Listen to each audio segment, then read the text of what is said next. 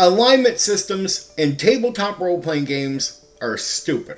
If you want to have everyday people that are not actors portray unique ideas in games like the alignment system or a different race, well, there has to be something relatable to the race or to the alignment system. Are you good all day long? Are you evil all day long?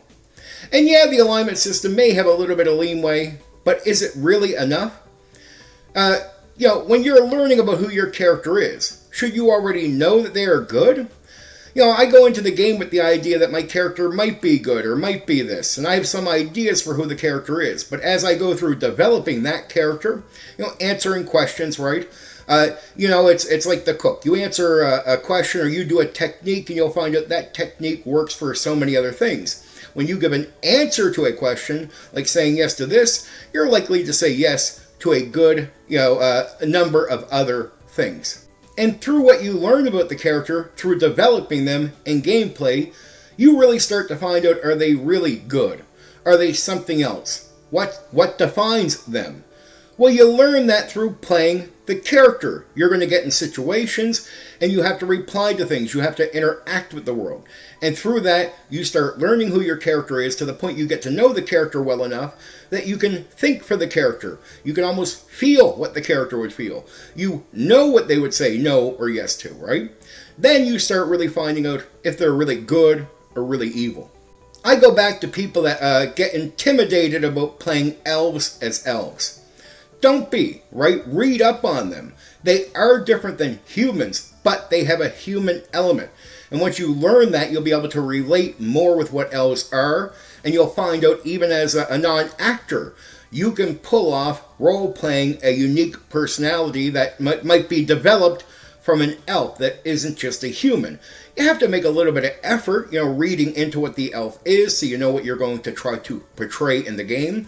But in every race, there's an element of a human being, right? Take that and run with it. It doesn't make elves humans, but it should tell you that you don't have to be intimidated about making the effort to try to portray what an elf is, unique away from what a human is. It's not impossible. Anyone can do it. The alignment system can be unrealistic for this reason. Look, we're human beings. If we're good or evil or bad or what have you is all based on moments, right? You can know someone who's good every day that you've known them for years. And then one day, for whatever reason, they steal the money off your table. They do a wicked deed. And somehow, in some strange way, the next day, they are still willing to take the bullet for you. Though the day before, you swear they would have put the bullet in you. Many D&D players will pick an alignment called chaotic neutral because they really don't want to be tied to the alignment system. And they have a hard time, playing a good character all the time or an evil character all the time. They just want to feel it out. And that's how they feel out life in real life. They want to do something that's going to relate with what they understand and what they can provide to the game.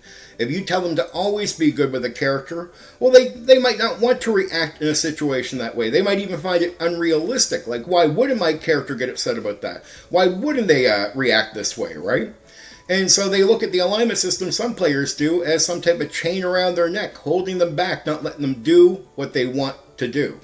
And then you might be told that D&D is a game about heroes. Well, I guess that's the idea behind some of it. Maybe the designers want you to play heroes, right? They give you that impression all the time. But when you really play a D&D game and you're going to the dungeon or you're doing whatever, you're not playing any heroic game.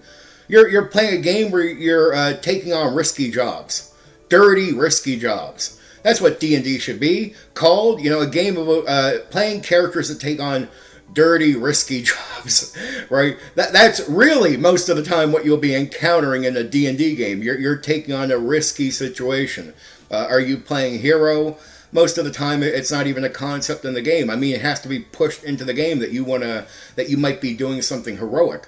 As a player, you might not even feel like that's really your aim. You might be told, well, you're going to go out and be heroes, and you do the deed, and they're all calling you hero, and you're like, I don't feel it. I don't feel it through this experience in the game. I'm not that immersed into this, whatever is going on. You can be heroic, but to me, it always, again, it comes back to moments. It's not something you can overall, focus on. Like, for example, recently I've had characters where they ran into someone who was being beat. Who was being beat by these, humanoid monsters and starved to death. And when they encountered that person, it was devastating for them. I made them go through the moment, have that experience.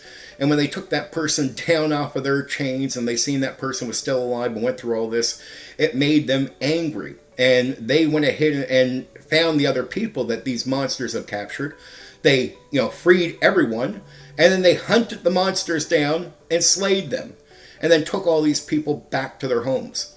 That's being heroic. Could I make that the overall game or campaign? No, that's not the focus I was going to have. But that heroism that they showed was in a moment. Now they're going to go back to doing what? Risky, dirty jobs.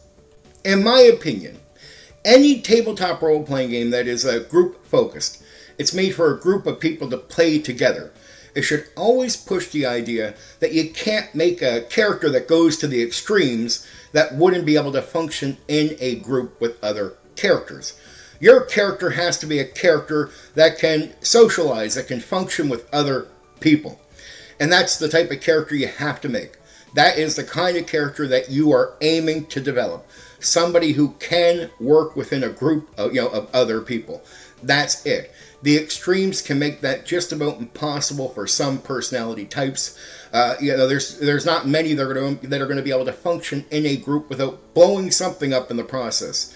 So the extremes should be pushed away and let people develop characters whichever way they're going to develop under the circumstances that they cannot develop a character that can't function in the group. That's what I would say. Drop the alignment system and do that. Now, I'm not suggesting that you do anything, and if you like the alignment system, I'm not saying that you're playing the game wrong. I want to make that clear, right? But I personally see it as a stupid thing because it goes against everything players can really offer to the game. And you have to make them take something away from their experience to be able to what? Force them to follow an alignment system.